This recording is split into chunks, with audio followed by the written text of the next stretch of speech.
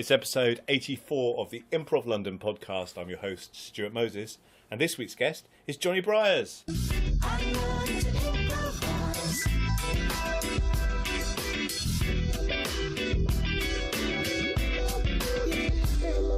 Hi.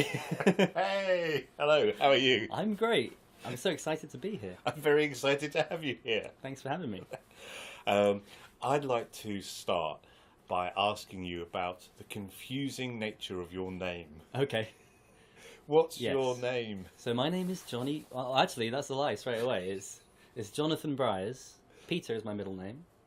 On Facebook, my name is Barry Crab, and it confuses everyone, especially in improv, because in improv you tend to meet someone once or maybe twice, and they pop up as a suggested friend. You add them, and then they'll be like, "Oh, I thought his name was Johnny when I met him, but I was probably wrong because I meet so many people in improv. His name must be Barry Crab," but it's not. That's just for fun. Just For fun. There's not even a real reason behind it. Well, there is a story behind it, I guess. It's a bit convoluted. So when I was, I don't know, it's pretty early Facebook days. I had a Facebook account, and my dad added me on Facebook. This is under my real name, and when you're a teenager, you don't want your family being friends with you on Facebook.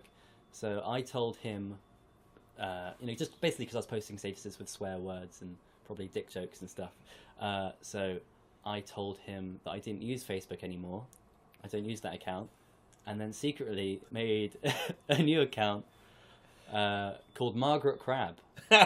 Which is a twist in the story. You might have been expecting me to say Barry Crab. No, I definitely was, yeah. No. So I was Margaret Crab for several years. At first, I didn't even tell anyone I knew who Margaret Crab was. It was like a secret Facebook account who added everyone. Everyone was like, "Who's Margaret Crab?"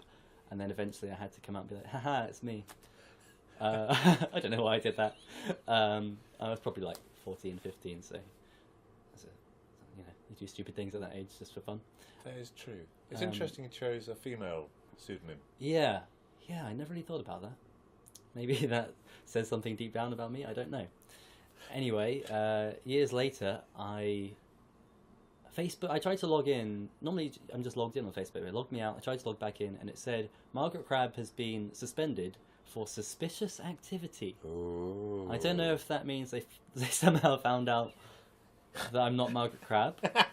I don't know if that's even not allowed. Had you been doing something suspicious? Not as far as I know. Definitely not on Facebook. Maybe in my spare time. Facebook had just heard about it. Yeah. And tied it in with Margaret. Well, they're all spying on us, aren't they? Maybe, I don't know. So I was hoping I'd be re-let into Facebook. I wasn't. So I had to make a new account. And I suppose I should have gone back to my real name. But by this point, people were like, "Haha, Margaret Crab." I don't know, it seemed unfun to go back to my real name. So I started off, I think, as Agnes Crab. And then I wasn't quite satisfied. I tried Rita Crab. And then eventually, I think me and my friends were talking about, like, wouldn't it be funny if there's like a 6-year-old called Barry? Or if like any of us were called Barry, because no one's called Barry anymore. And someone was like to me, Barry Briers, and then someone said Barry Crab. And then we laughed about it. And then I said, I was like, "That's it, Barry Crab." And it's been that way for, I don't know, 5 years probably? More? 6 or 7 years? I don't know how long Facebook's been around. I haven't researched that for this podcast because I imagined that Barry Crab was your real name. Mm-hmm. So you're very much like Harry Webb and Cliff Richard. Uh-huh. You were Barry Crab, and then you thought of a cooler name. Hey, I'm going to call myself Johnny Briers. That's a cool name. That's my performing name, that is. I mean, that's a good point, because Johnny Briers is a cooler name than Barry Crab. Yeah. But I'm pretending that my name is Barry Crab in a way. Online. Yeah. Oh well. Well, thank you for solving that confusion that I know I was feeling. Hopefully that clarifies this for everyone who's listening. Clicking on my face saying, "I thought his name was Barry Crab." Anyway. Well, now we know who you are.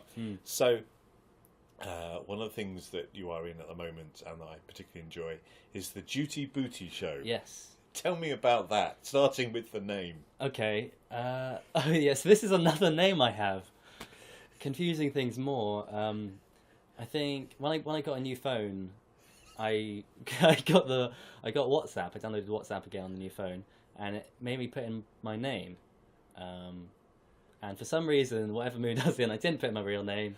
I just wrote Duty Booty. I don't know why, and because I kind of assumed that WhatsApp gets your name from whoever you saved them as your contact, right? That's how I thought it worked. Yeah. So if you have their number, it'll come up just saying their name. I'm rubbish at putting people's names into my phone, but you are right. Yes.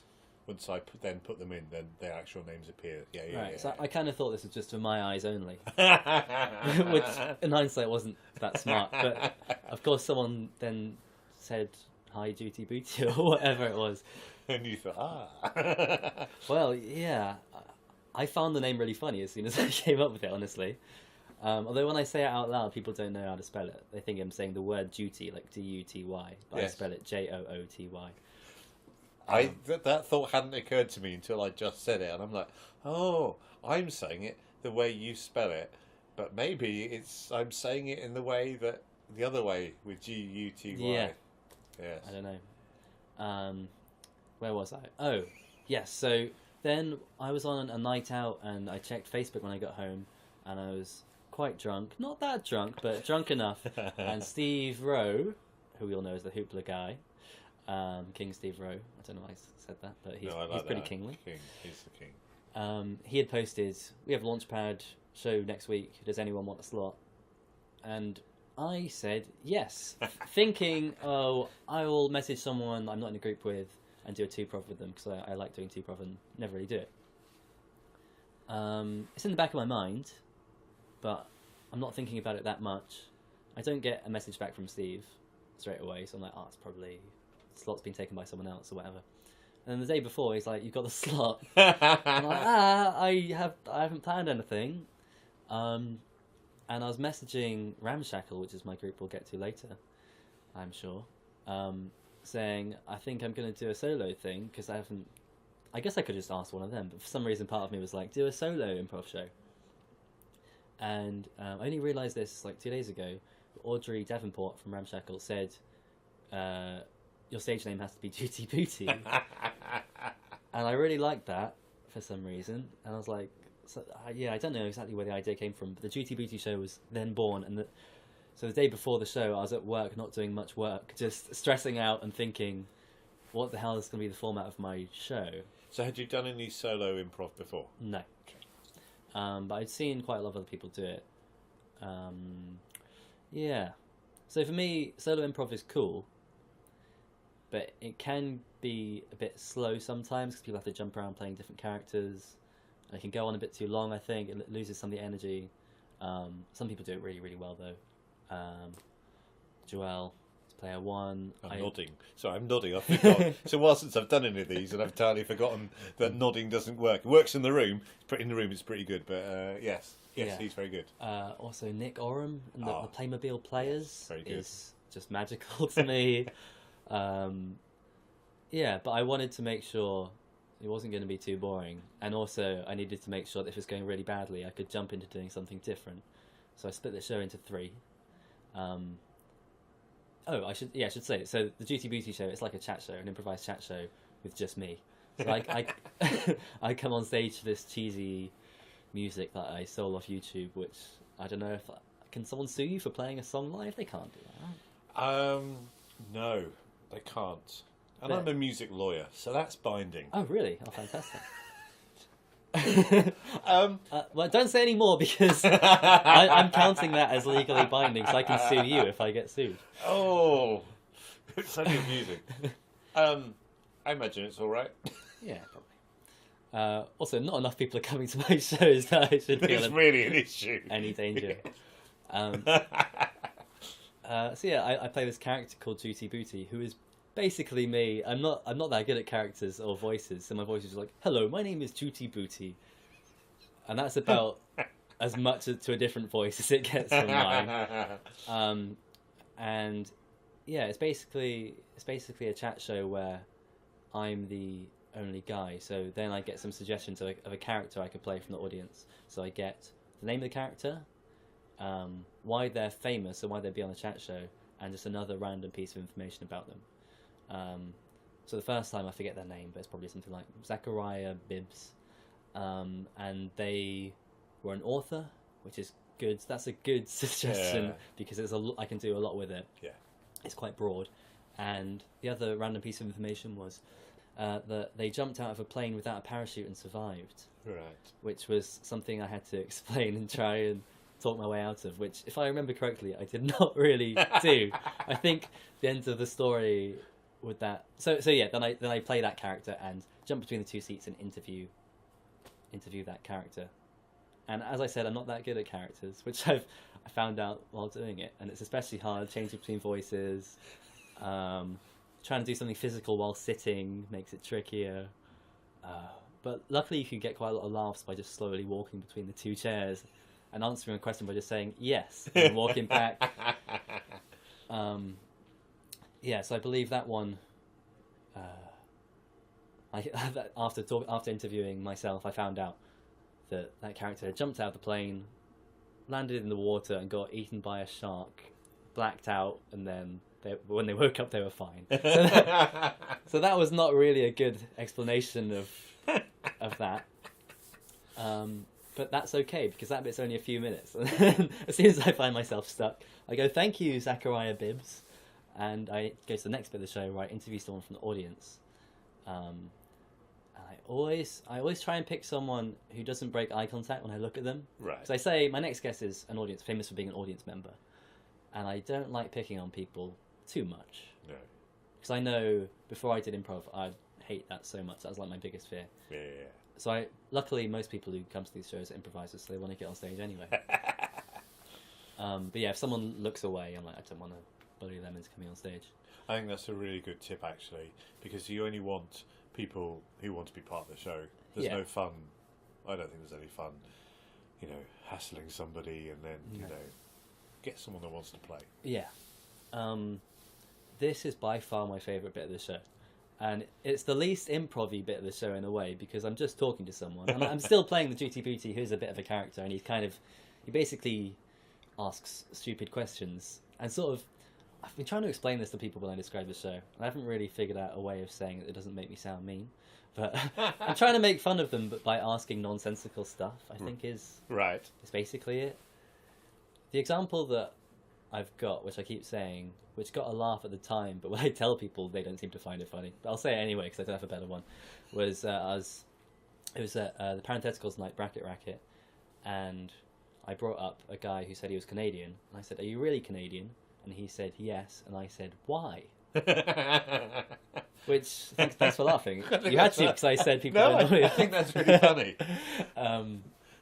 So yeah, I'm sort of poking fun at him, but that's not really a criticism. It doesn't really make any sense. It's basically, I try and make myself look stupid by making fun of them in ways that are dumb, I guess.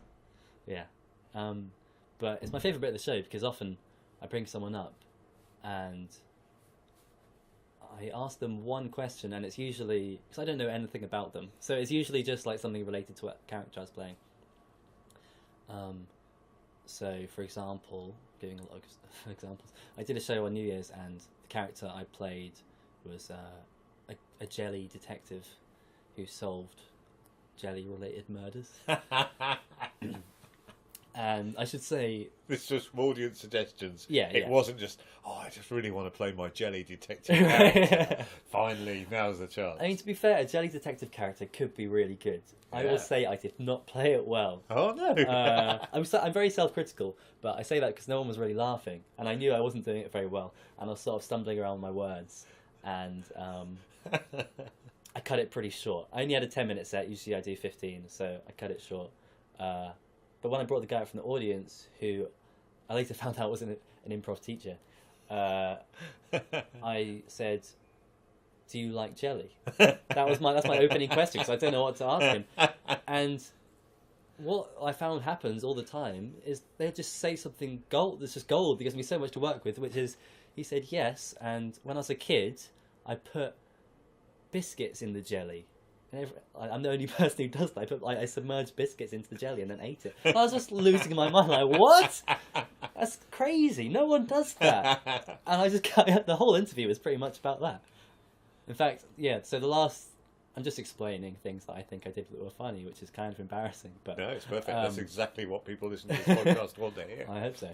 So after my jelly character segment had bombed pretty hard, but this bit was killing because I was overreacting to this guy eating biscuits, but I think it's a genuine reaction because it was insane. He said he doesn't really like digestive biscuits, but he'd put them in the jelly and he likes them in the jelly. And they get soft, I guess. I thought he was like using them as a spoon to eat the jelly, so he'd stick it in and then fish it out. But no, he was putting it in the jelly mixture before it had set. Whoa! And then letting it set. Anyway, so after all that, there was a bit of a lull. So I said, "What do you do for a living?" And he said, "I'm an improv teacher." So I said, "What did you think of my character segment in the first bit?" And then I got the blackout for that, and I was really happy with that. I don't think meta commentary is something you should go to all the time, but just sometimes. Yes, it's just. I lovely. often hate it in scenes, but for this format, I do it constantly. You see, I think that's exactly what the Duty Booty character would say. Yes, I mean. For me, this was like breaking the fourth wall, even because I said like, "What did you think of my character work?" Right. So okay. I wouldn't have done that, except it was making the thought of me saying it was making me laugh. I was laughing as I said it, and it got a big laugh. So and then I knew it was coming up to the end of my time. I was happy that the blackout was there, so I didn't have to. Because he might have been like, "I thought that was a different person." Oh, actually, I've come up with I just noticed something about my own set, which makes it okay that I did this. Because the first time I think you might have seen the first time I did it. Yeah. Okay. So the first time I did it, before the show started, I came out as myself and said, I've got this friend, Duty Booty, who's going to do this thing. But now, that takes up quite a lot of time. So now I come up as Duty Booty, and I introduce a guest, and then it'll be a celebrity, and then I'll be like, oh, they've had to cancel for whatever reason. And then I'll say, so I guess I'll have to play the guest as well. So I've told the audience already that Duty Booty is doing it. Which I kind of don't like that much, to be honest. Yeah. But it's a difficult thing to explain, kind of. So I'm fascinated by these levels of reality. And am I more interested when a character on the stage is playing other characters? Is that better than having an improviser play two separate characters? I'm not sure, but I think it's really interesting. Yeah. See, I think I'd argue that it's better to have an improviser playing two different characters. Yes. However, Duty Booty being himself and a character makes it... I think, like, if that bit goes badly, which it has been doing recently, I can just, like, make it out that it's Duty Booty is bad at characters and it's not me. Yeah, Johnny's really good at improvising, but Duty is just not a good improviser. The worst. Yeah, I forgot where I was now. No, but no, it's interesting having the different levels of reality. Yeah, that's really interesting. Whether you would want, what kind of inspired you to play both characters as Duty Booty, apart from having an excuse if it doesn't go well, which is a legitimate reason for doing it. I think it was mostly I felt forced to do it because I guess I could go on and just be like, this is my guest, a character, and then jump between the two seats. For some reason, I feel the need to explain what I'm about to do, which actually, thank you, Stuart, because I can cut that bit out, and it might be a better show. I don't know. I'll have to find out. But I quite like introducing a celebrity who has not made it. Oh yeah. At first, I just said someone like Brad Pitt or whatever. But the last two times I did it, I said Garfield, a cat, and then I was like, oh, Garfield's had to cancel because he's a cartoon character. He's like he's not real apparently. And Reese Collier from Do Not Adjust Your Stage told me he thought that was really funny, and he said he wanted me to do a bit show where I just keep introducing guests and then come up with reasons why they can't be here, and that's the entire set. That does sound really funny. I'm not. Yeah, I don't know if I could pull it off, but I kind of want to do it just for some reason. Yeah, I quite like those kind of anti-comedy things where it's just a long joke extended for ages. Yeah. That's that thing where it stops being funny for a while and then it gets funny again. But my fear is it'll just keep getting less and less funny. I don't know. So it was Garfield, and then the last time I did it, I said, this leads me on to another thing, actually. I said to you beforehand I wasn't going to just talk the entire thing, but apparently that's what I'm doing. I'm doing the double thumbs up. Yeah. So this time I introduced Tony the Tiger from Frosties as the guest, and said he had to cancel because he's not real. The same thing as before. It's okay because it's to do the same joke as before because it's just like an intro thing. Actually, this bit was all prepared. I had this in my head before I went on stage. It's not even improv, really. Oh, it's kind of cheating. And then I said, I had to cancel. Isn't that just great? Which is a terrible joke. And then I said, good thing I'm a chat show host and not a comedian, which I really like playing with that. That's the meta thing. That's not breaking the fourth wall, I guess, because I'm still in character. Yes. Yeah, I don't know. So Unfortunately, the great got a bigger laugh than I thought. I thought he'd get a groan. People actually liked it. But what I was going to say, because, I had that all in my head before I went on stage. And I've kind of thought about doing more written stuff, which is a terrible thing to say on an improv podcast. It's fine. But especially because the character bit is apparently getting worse and worse later. More and more. The first few times I did it were really good, and recently it's been awful. But the rest of the show's been good. So I was thinking maybe, first of all, maybe just bring on another improviser to do a character, which makes a lot more sense in a way. But also kind of takes away some of the fun of the show to me. Yeah, that's interesting. Or do some written bits in the show. So like, I was thinking about extending it to a longer thing basically, because at the moment I can't do more than 15 minutes of it. Yeah. But if I got like a 20-minute slot, maybe I could do a commercial break and do like a sketch, like an advert for something. And the third of the show, which I haven't talked about yet, I usually do a musical thing. So I play guitar, I do music stuff as well as improv. And I've always liked musical comedy. That was kind of my intro to comedy, I think. That's what got me like really obsessed with it. It was like Flights to the Conchords, Stephen Lynch. Who I don't like that much anymore because his stuff's mostly like, I don't know, not like controversial, but it seems like he's trying. There's a lot of offensive-ish stuff in there, which I don't have too much of a problem with, but I don't think it's funny enough to justify it now. I'm shooting out at Stephen Lynch. Hey. Sorry about that. If you're listening, Stephen. Well, if you're going to dish it out, you've got to learn to have it dished back. Yeah.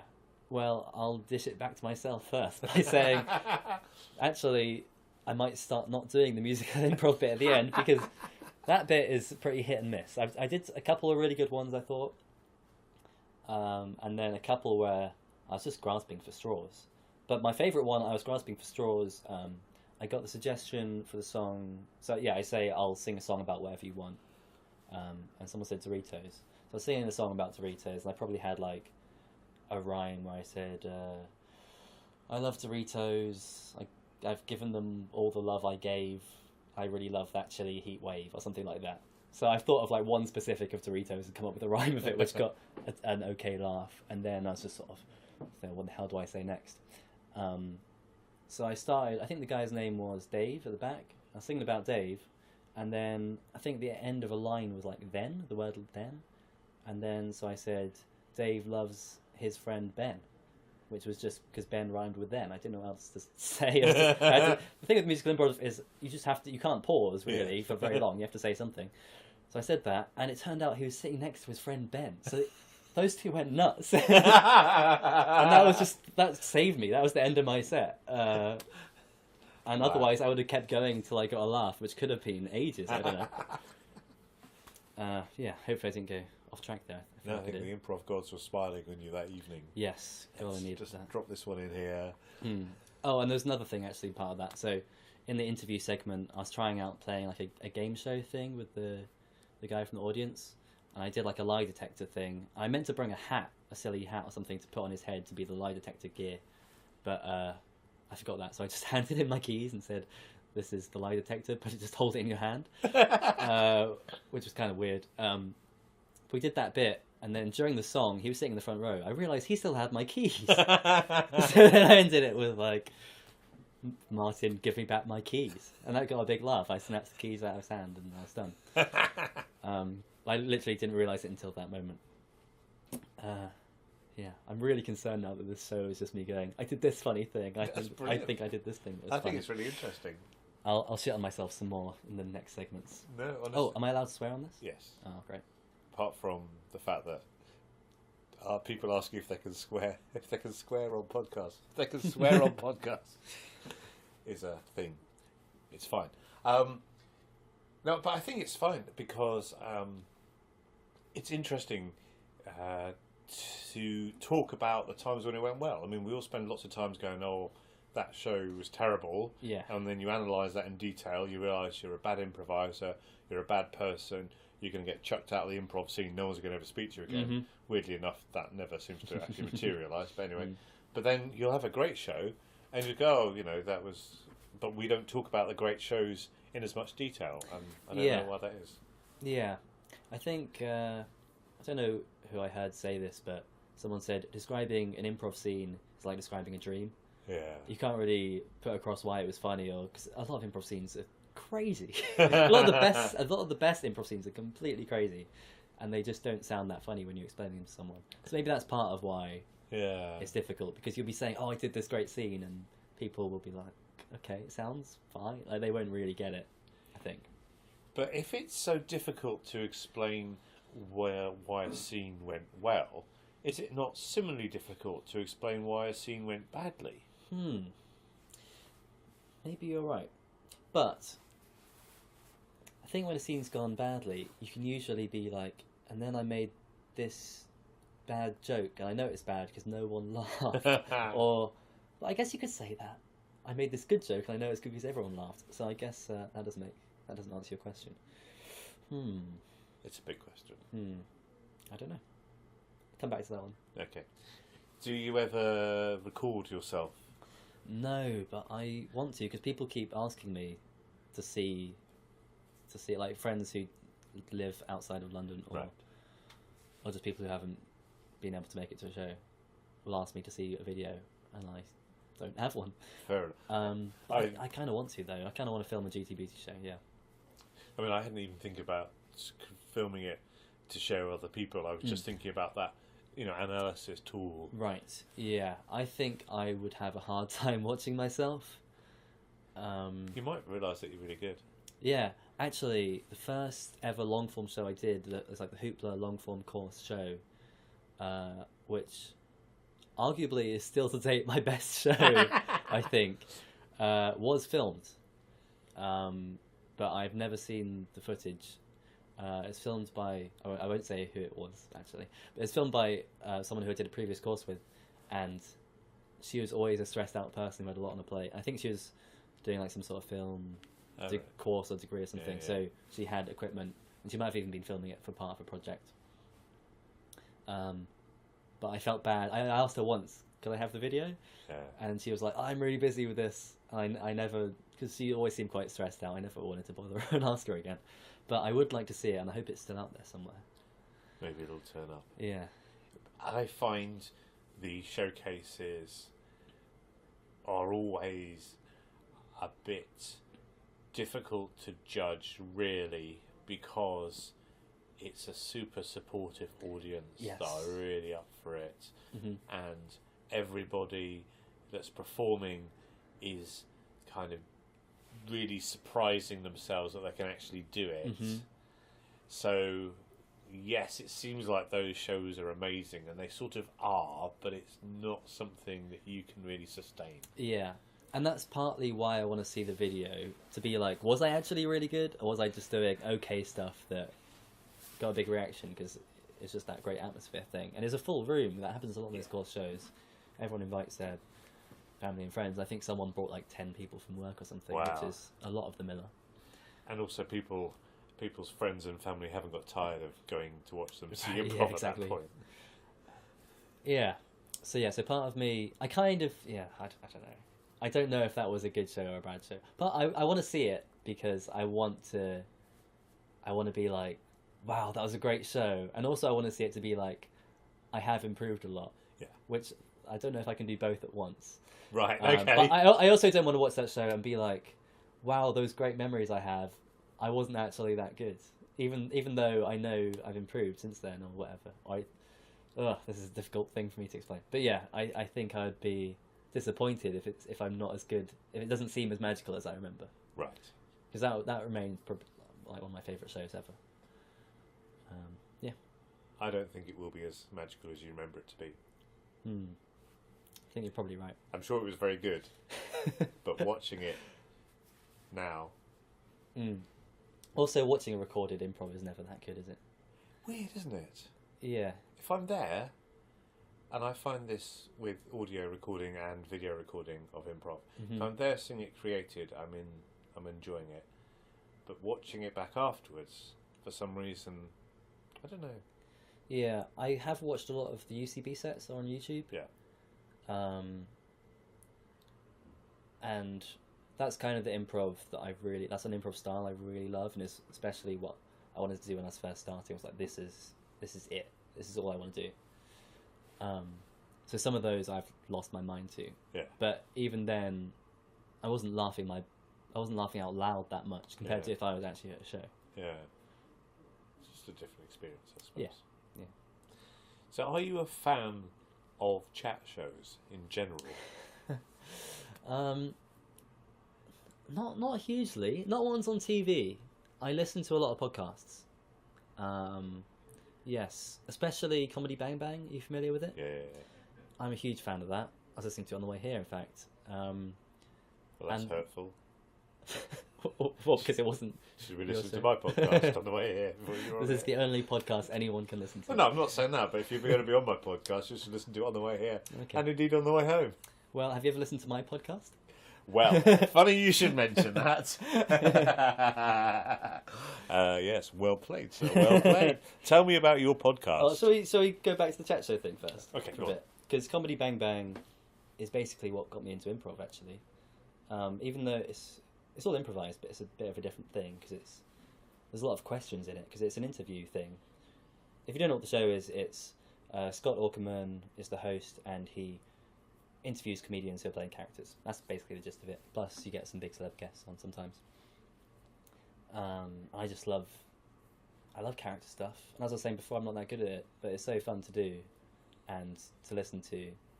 I think I've got a lot of my style of improv from the host, because he's a really good straight man. Yeah. And that's probably the thing people tell me that I'm good at more than anything else. Like, oh, you straight man really well. I was like, yeah, I've listened to oh my god, I dread to count how many hours of that show I've listened to. So many hundreds of hours, probably. I haven't even heard all the episodes, but... so yeah, I think that's just been wired into my brain. Yeah. So that's kind of what Duty Booty Show is, but I get to do both bits. So yeah, I was saying before I could invite other improvisers to be the character, but at that point, I'm basically just doing Comedy Bang Bang in a way. Right, cool. Which I'd love to do, but that's kind of a rip-off. I always feel that if I am ripping off somebody else, I'm always doing it so much less well that there's no copyright infringement. I thought you were going to say that, like, you never feel you could live up to the original, so I only do my original things. But you're like, I just don't want to get sued, so... I'm not deliberately doing it worse. Yeah. Anyway. Tell me about your podcast. You've got a podcast. Right, yeah. It's called Perfect Pitch. I do it with my very good friend, Shubdeep Rayat, who is not an improviser or doesn't do any comedy other than the podcast. I just think he's really funny, and we have good chemistry, I think. Basically, the concept of the podcast is we'll pitch an idea of anything to the other person. It can be a useful idea, or just a really dumb idea that doesn't even make much sense, and we kind of yes and just explore that idea. Yeah, that's the gist of it. And then sometimes we actually do play characters, which is actually where we both like Comedy Bang Bang, so we're basically just doing a little bit of that. Yeah. Yeah. So an example of we could pitch like a movie idea, a book, video game, just an invention. Those are a lot of fun often. a sport we had recently. Didn't go very far. Didn't have much to talk about. Shubti pitched like a sports game, which is just like a combination of baseball, cricket, football. It just had all the goals. I don't really know what to ask him about, but it was quite funny. The episode that people have listened to, I pitch. The one episode people seem to have listened to. I pitch something called bread spread, which is an idea I had when I was making a sandwich, and I didn't have enough bread, and I got out all my. I was making fish fingers. I had a fish finger sandwich, which is one of my favourite sandwiches. I cooked all the fish fingers, which I have 8 by the way, and I do 2 layers. Wow, it's really good. Yeah. It seems like a lot of fish fingers, but it works though. It's really nice. But I realised I didn't have any bread, and I just had the fish fingers. And I was like, imagine if I could spread a bread on top of the fish fingers. So it's like a reverse of a filling. I'm putting the bread on top of the filling and on the bottom, I guess. I really like that idea. I don't know how we ended up talking about that for like 25 minutes. So I think that's episode 2. So if you want to listen to one, that's the one people seem to like, I think. I forget what the second half is, where Shabdeep pitches something. And how many episodes have you done? That's an interesting question, because we recorded quite a lot where we didn't even have an idea for a podcast, so we're just trying things out and recording ourselves. None of those have been released. Right. For good reason. It's just a lot of rambling. There's some good stuff in there, but it'd be so much editing work, and also there's bad audio quality and all those stuff that a lot of podcasts have. And then I think the very first one of this concept we didn't release either. I think there's like 8 episodes out, which is ridiculous because since then we've recorded probably another 10. Correct. And I'm just terrible at editing, exporting, uploading them, and doing the RSS feeds. I think I chose a complicated way to do it as well. I'm using like archive.org to host them. That's interesting. What do you use? SoundCloud. Okay, yeah, but you have to pay to get the extra episodes on. Yeah, so this is free, but you have to like code all the feed yourself, which isn't that tricky, but it's just annoying. And archive.org's uploading things awful. It's really buggy, and it's a shame because there's some good content we've recorded. Luckily, no one really listens to it anyway. Maybe they would if we released them regularly. I don't know. So, well, the name of the podcast is Perfect Pitch. Perfect Pitch. So everyone go to archive.org. Yeah, it's probably / Perfect Pitch podcast. Don't do it like that. You use your podcast app and add a new podcast and type Perfect Pitch, and I think there's one other one called Perfect Pitch, but we've got a better logo, so you'll know which one it is. Cool. And you're also in Ramshackle? Yes. Tell me about Ramshackle. How did you get involved with them? What do they do?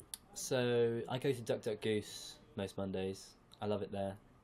If you haven't been, it's like they have 3 acts. It's a normal show, but it's very casual atmosphere, and it's very jam focused. So you put your name in a bucket, you get drawn into a 2-person scene, and then a montage jam, and you get a lot of regulars there, as well as the hosts, and there's a lot of hosts. Yes. So even if you just make friends with them, you've made like 8 friends.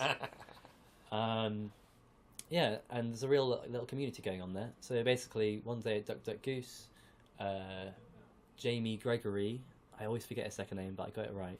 Cause there's 2 other Jamies at my work. I always think his name is Jamie Nicholson, but that's like... Shout out to Jamie Nicholson at your work. Shout out to Jamie Nicholson. So Jamie said to Petey, who's also in the group, do you want to start a group? And he said, yeah. And I walked over and they said, Johnny, do you want to be in the group? And I said, sure. And then, yeah, that was how it started. And then Bella got in, and Audrey, and Dan Luxton, who's one of the hosts of Duck Duck Goose. Yeah. I really hope that's everyone in the group. I get so scared I've forgotten someone, but I'm pretty sure that's it. That was the bit of advice that I forgot to give you before we started, is that if you're going to start listing the names of the people in the group, be confident that you can list them all. Yeah. I'm sure that must be it. I'm sure. And me, I'm also in it, if I didn't say that. So what sort of stuff do you do? It's sort of half premise-based, half organic. So we have a little opening, which we basically stole from... the FA. Me and Jamie have gone to see a lot of FA shows, Harold Nights. So we get 3 words, and then 2 of us go up and we talk about one of those words, and then other people can tag in if they have questions if they want, or they do a double tag, and then bring someone new in. It's quite complicated for what What's it a is. double tag? You tag both people, and they Oh, both right. go out, and Yes. you pull in one of the people who hasn't been in yet. That's the signal to the rest of us. We're talking about one of the other words now. Right, okay, yeah. So we do that about all 3 words, and then we should have loads of material. Most people just do a monologue. We do like 3 mini conversations. Yeah. Often we do it too long, and then we barely use any of the stuff. we often. I'm quite into premisey stuff, so I'm always trying to use like a point of view someone's come up with, and then build upon that. So yeah, let's talk about that. So premise-based, Yeah. for you, that means listening to the monologues, Mm-hmm. taking something from the monologues, and Yeah. then starting a scene with a certain idea of how you want the scene to go. Yeah. Which I think is quite weird to a lot of improvisers. It's only weird to me because I don't have that much brain power. Right. I It's struggle hard. to listen. Actually, no, I don't struggle to listen, but it's struggling to listen and then remember. So I'm so busy using all of my mind to remember the things that someone said, to take the next step and to try and imagine an amusing sketch-like scene. It's just, I'm envious. Yeah. So it's so hard. I've been doing FA training this past year, and it's all about that. Yeah. I really recommend it. It's quite expensive, and it's very much they teach you, this is how we do it here. We're going to do it like this. Which can be occasionally frustrating, especially if you've got other improv experience. But I go in with the mindset, I'm here to learn this because I love aspects of it. And actually, to be honest, I love all of it, but I just don't want to do it all the time. Yeah. And then extract my favourite bits and then try and use that in other stuff.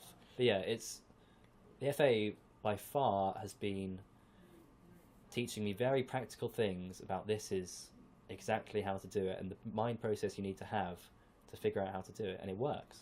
Yeah. But it's really hard. Yeah. But at least it is explained to me. And I've seen some amazing heralds and been like, how did they come up with so many games and get to the point so fast based off that monologue? And now I know. Yeah. I still can't really do it, but I'm slowly getting there, I think.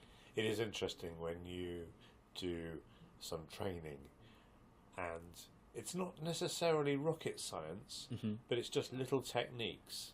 So Carleen of C3 Something taught me lots, and one of the things she taught me was with the montages is just, and it's obvious, it's sort of obvious now I say it, but I needed it pointing out, that what you need to be doing is you need to listen really carefully to what's going on beforehand, and when you like something, when you find the shiny thing, put it in your pocket, and then you bring it out again when you're in a scene. And I'm like, oh, yes, that's really obvious, but it's not obvious. Yeah. It's only obvious once somebody's actually pointed it out to me. Yes. Yeah, I think the best piece of advice I've got like that, which was just like, what? How did I not know this? I took a class with Connor Ratliff, and it was one of my favourite classes ever, and then saw him at the Miller doing a 2-prov, and that was one of my favourite shows ever. Yeah. And that made his advice stick with me more, I think. But basically, I think it might have been Mariana who asked this question in class. Might not have been. I think it was. She said, what happens if you're doing a scene and just nothing funny's happened yet? Which is a very good question, really. But I didn't think he'd be able to answer it, because the answer really is you haven't done anything funny, isn't it? But he said, you haven't made enough choices. You're not making any choices. If nothing funny's happened, you're not making enough choices, and you're not making big enough choices. I was like, yeah, of course. that's it, really. Yeah. I think with FA stuff, the premise is that once you've got a monologue and they teach you exactly that, basically what you're looking for is to get the first big choice made for you, and the best ones are a point of view, which is just a way your character sees the world. Right. And that is a game, basically. And then you just need to justify it, which is the really hard bit. Because they teach you the big difference between justification and rationalization. Oh, what's that? So a justification is a human reason for why you have this point of view. A rationalization is basically that, but this is like the hardest thing to understand, so I probably don't know it properly. But the rationalization is basically what I just said, but you've taken away whatever made it unusual. So I think there's an example in the UCB manual where the game of the scene is a doctor uses a brick to knock out the person instead of anaesthetic. And I think a justification for that would be if the doctor said, I believe in efficiency, this is much faster than using anaesthetic. Yeah. But a rationalization would be something like saying, oh, we have no budget, this is literally the only thing we can do to knock you out, and it is actually safer than doing it without you being conscious. Right, yes. So it's still really weird, but if you stick it to like a human belief, yes. So you can, with the other one, you can have like a crazy hospital and all the other ways, other things a hospital might have to do because they can't afford stuff. But it's a lot easier and simpler to just have a guy who's like, I believe in efficiency loads, and someone who just tag straight away. They're ready to tag out the patient and put this character. They don't have to be a doctor anymore. They could be at home. They could be doing anything, just any simple thing where they're super efficient, and you try and heighten it. So I've got to the stage where I recognise that the thing to do would be to tag out the person, and then put that, and then just have that person being super efficient. What I'm not good at is coming up. I'm too slow at coming up with the places to put them. Yes, that is exactly what I am too. And it's frustrating because I think that's something you can't really teach. Yeah. Or at least no one has taught it to me yet. I think sometimes I just have it straight away, occasionally. And sometimes I'm just like, yeah, I'm doing exactly what you've taught me. I just don't know what to do. Yeah.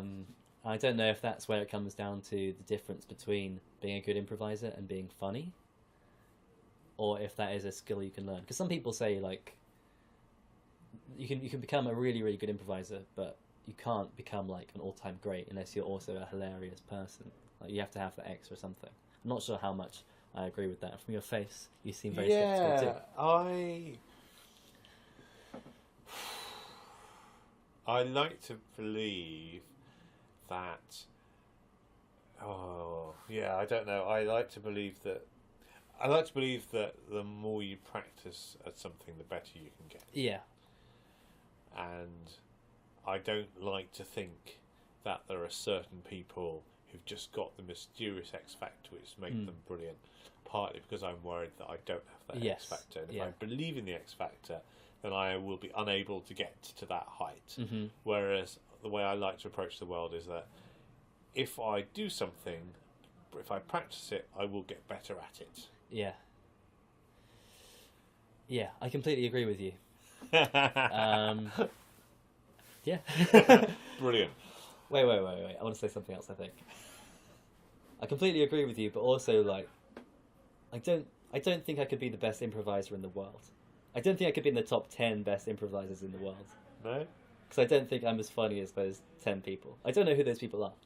But I would say those 10 people have maybe got 10, 20 years experience on you. Yeah. And that's the thing that I have to remind myself when I'm watching someone going, yes, they're amazing. And they are amazing, but they've also been doing it for 10 years. Yeah. And you do anything for 10 years, you'll get better at it. Yeah, I'm completely with you. But I still think I might be able to get to number 11. I don't reckon I can get in that top 10. I think 11's an amazing place to be, and I'll still be great. Yeah, If I can't imagine myself stopping doing improv, really. I probably will, I guess, at some point, but I see myself doing it for like another 50 years, which sounds crazy. But like by that time, I should be absolutely amazing. Yeah. I don't know if I'll be the best improviser or in the top 10. I don't know. I suppose it's not helpful to compare yourself to other improvisers. Yeah, that's the real thing, and something I have yet to learn how to do. I mean, there's part of me that wants a numbering system to know where I am in the Improv League tables. Yeah. But mainly, I should be comparing myself. If I have to compare myself to anyone, I should compare myself to myself and try and be aware of the progress that I've made. I'm very glad you said that. That is something I think I've got worse at over like the last year. I'm super conscious of being. I really want to be good. Yeah. And I don't think I'm like rating people like I just sort of implied, I guess. But I definitely get very jealous of people when I see someone do. I think it's when I see someone do something good, and I'm like, I do that thing good. You're doing what I'm doing. Like I'm meant to be the best at this thing. Yeah. But yeah, I'm trying to get over that. I think I will. I think I'm on the right track. But I definitely, I definitely feel like I think it's partly doing classes actually. Yeah. Because you're constantly being like, am I as good as the rest of the class? Yeah. Because because people get some. You might find yourself one week getting a ton of notes and other people aren't. Like, does that make me worse than other people? And it's hard not to think those things. But really, that's when you have to sit back and remember, oh, I paid for this to learn. Yes. I'm having so much fun. Yes. And the more I listen to it and the more notes I get, the better I'll be. So. Yes. Yes. Wow, I found a positive note to end that on, thank God. And also, it's an amazing thing that you're doing. If you're in that class and you're the, I'm going to use air quotes, I'm not going to actually bother doing them in the room, but just, what's the point? I'll do them. If you're the worst person in the class, even if that's a thing, you're still doing an amazing thing. Yeah. You're still doing an amazing thing with your evening. You're going somewhere, you're making stuff up out of nothing. So even if you're the worst, then, I missed it that time. then just, as long as you're enjoying yourself and the audience to a lesser extent are enjoying themselves, is it more important, which is more important, that the improviser or the audience enjoys themselves? Oh no. I mean, my instinct is to say the improviser, but there's usually more of the audience. Well, actually, not really. Always. So I guess the improviser, yes. But... Cool. Right, time for the big finish question. Oh, yes. Big question at the end. So you mentioned feeling jealous when somebody else does what you do, because you do that well. What is the Johnny Briers signature move? I think it's just straight manning. That's not really a move, is it? It's like, Yeah, it's a move. it's kind of half a scene. It's totally a move. Yeah, that's what people say to me I've done well. And it's definitely a lot of the biggest laughs, and to me, the easiest laughs I have got are just from reacting to something like a normal person would. Yeah. Which is the real trick to it, I think. You just, at a certain point, you just go, wait, what? I did a scene in a jam at Duck Duck Goose, and I think there were like 2 witches or something. And then I did a walk-on, which I almost never do. I find walk-ons so difficult. And also, mostly unnecessary. Yeah. Anyway, that's another bugbear of mine. It's like, anytime someone walks on the scene, I'm going, Yeah. that was unnecessary. Yeah. Maybe this one was too. No, anyway. I'm sure it wasn't. Tell me about the witches. They're witches, so it was like a piece in the pod thing. 2 crazy witches. I forget who it was, which is annoying, but I'm focusing on me as you tend to do when you remember scenes, I think, about yourself. You're like, what did I do? You appear on podcasts about yourself. Yeah. So I came in as a neighbour who just wanted some milk, who was completely sort of oblivious to the witchiness, which I guess is, that's kind of not straight manning that much, but I just came as like, hello, I just came to get some milk, can I borrow some? And they hadn't actually done anything that witchy to me, other than being like cackly characters. They weren't doing anything crazy, but they were clearly, to the audience and to me as an improviser, cooking up like some sort of newt potion to make me drink. But they were being like crazy characters, and I forget who it was. I think it might have been Peter. I don't know his second name. He like pretended to twist my nipple. I don't know why he did that, but I was like, whoa. And I was like, did he just twist my nipple? And we basically did the thing which is often talked about as a bad thing to do in improv, which is basically just sort of yell and argue, but it's basically me just go, why are you twisting my nipple? And it was just a whole conversation about the nipple thing, and that was the point where my character would have been like, why are you doing that? That was kind of the line he drew. I feel like it's kind of a weird example now because I'm ignoring all the witchiness stuff, which probably I should have reacted to as a straight man. But I think, it's a certain point of saying, if not saying yes and saying, no, what was that about? You can't do that. Yeah. I think that might be my signature move. Brilliant. Now I've said it out loud, I'm doubting that it was even a good move, but people laughed at it, so... And that's the only thing that matters. Yeah. As long as we get a laugh. Yeah. Possibly not. But possibly too, I don't know. Because sometimes just saying a big no straight at the top of the scene will get a big laugh, won't it? Yes. Then it'll break everything down. Exactly, yes. Oh man, what have we learned? Everything? Nothing? I don't know. We've learned that you've been a guest on the Improv London podcast. Oh, wow. What a great fact. And you've been a very good guest. Thank you so much. I feel like I went around in circles a lot and started talking about stuff and never finished what I was saying.